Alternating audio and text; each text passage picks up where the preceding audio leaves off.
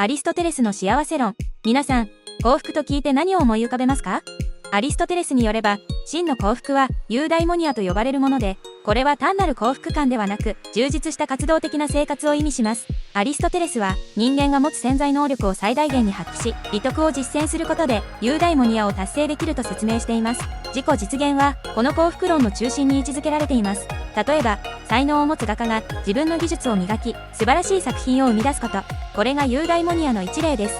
彼の行為は自己実現につながり、深い満足感と幸福をもたらします。君たちの中にも自分の才能や情熱を追求することで本当の意味での幸福を得られる。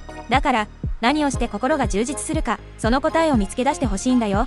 動画の途中ですが、チャンネル登録、評価をいただけましたら嬉しいです。自己決定の力、自分で選択を行うことがどれほど強力な行為であるか、皆さんは感じたことはありますか？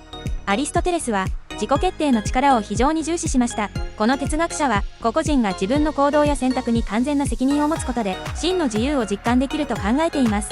つまり、自分の人生の舵取りは自分自身にあるということです。職業を選ぶ自由、住む場所を選ぶ自由、さらには友人を選ぶ自由。これらすべてが個人の幸福に直接な影響を与える重要な選択です。お前がどう生きるかは最終的にお前が決めることだ。だから自分の選択に誇りを持て。自由であること、それがお前の最大の力だ。理想の幸せの模索。理想の幸せとは一体どのようなものでしょうか？アリストテレスは、それを見つける過程に大きな価値があると説いています。哲学が私たちに提供するのは、単なる知識ではなく、生活を豊かにするための具体的な道具です。この知恵を使って、日々の選択を照らし出すことができます。例えば、仕事での決断や、プライベートでの重要な選択、哲学の教えを胸に、それらの瞬間に何が最善かを判断するのです。理想の幸せを追求する旅は一生続くものだ。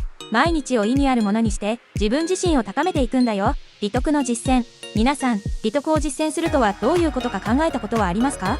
アリストテレスによると、利得は単なる良い行いではなく、最適な生活を送るための基礎です。利得倫理は、個人の行動がその人の性格を形成し、結果的にその人の人生全体の質を決定づけるという考え方に基づいています。ですから、日々の行動選択が重要になるのです。例えば、誠実さを持って日常生活で実践すること。これは信頼を築き、良好な人間関係を維持する基盤となります。重要の道を歩むこと、つまり過不足なく、ちょうど良いバランスで行動することが利得を培う秘訣だ。毎日の小さな選択がお前の性格を形成し、最終的にはお前の運命を決めるんだ。知識と学びの役割、知識を身につけることの重要性をアリストテレスはどれほど強調しているのでしょうか？彼にとって学びは人生を豊かにするための不可欠な要素でした。学びを通じて私たちは世界を理解し、より良い判断ができるようになります。知識は単なる情報の蓄積ではなく、深い理解と洞察をもたらします。例えば、歴史を学ぶことで過去の教訓から現在の決断を導くことができます。これは学問だけでなく、個人の成長と自己実現にも直結します。学び続けることはお前の内的な豊かさを築くことだ。新しい知識を吸収することでお前の心は常に若く活動的でいられるんだよ。コミュニティとの関わり。アリストテレスは人間は社会的な動物であると述べましたが、これはどのような意味を持つのでしょうか？結局のところ、私たちの幸福は他人との関わりに大きく依存しています。私たちが共同体の一員として果たす役割は自己実現だけでなく、他者への貢献にもつながります。この相互作用が生み出すつながりが人生に深い意味を与えるのです。地域コミュニティでのボランティア活動に参加すること。これにより、個人は他者と協力し、共通の目標を達成する喜びを知ります。周りの人々との良好な関係を築くことが真の幸福への道だ。お前が他人に与える影響が最終的にお前自身に返ってくるんだよ。現代社会と古典哲学。皆さん、現代社会においても古典哲学がなぜ今でも重要なのかを考えたことはありますか？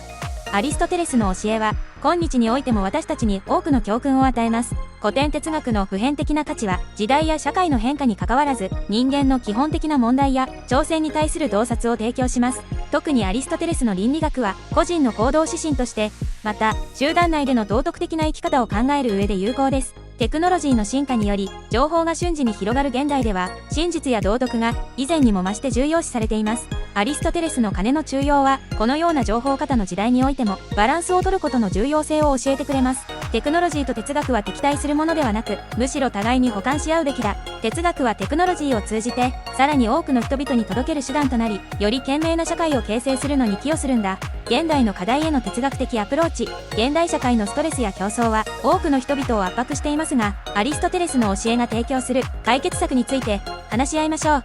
競争やストレスは自己実現とは逆の方向に人々を押しやることがあります。アリストテレスは個々の幸福とは何か、そしてそれをいかに達成するかについて深い洞察を提供しています。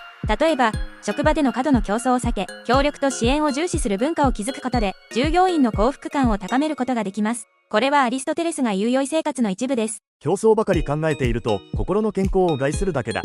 もっと大事なのは周囲との調和と個々の幸福を追求することなんだよ。個人の成長と社会への貢献。個人の成長と社会への貢献はどのように関連しているのでしょうか？